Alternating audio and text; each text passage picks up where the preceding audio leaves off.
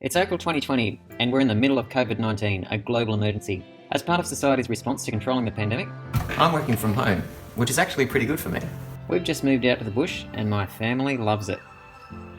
But there are plenty of people who've lost their jobs and their livelihoods. There's always going to be debate over whether we've shut the economy down too much to save human lives. What is a human life worth? These are difficult questions. But at least we're weighing up the trade-offs and taking some action. There are a lot of similarities with carbon emissions and climate change. The problem of global warming is an existential threat to humanity. But there is a solution. And we can be part of it. To do our share, we need to bring our emissions under control. Just like when we have regional water shortages, we ask all our customers to do their bit, even down to individual households who really only take a drop in the bucket of our overall water supplies.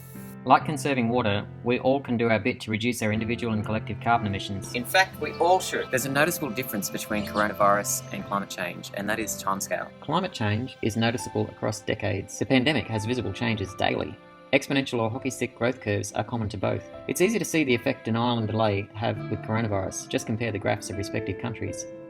But we only get one chance with the global experiment of burning carbon. We can't afford any more delays and negative consequences of climate denial. Climate change might be less urgent now, but it's no less important. Both climate change and COVID-19 are existential threats to humanity. In fact, climate change probably even more so.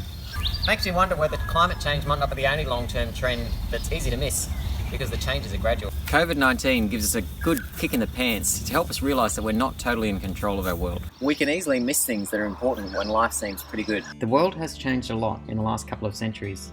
Values have changed and we've largely let go of personal relationships, connection, a higher purpose. We've taken on a shift to materialistic values at the expense of life's spiritual dimension.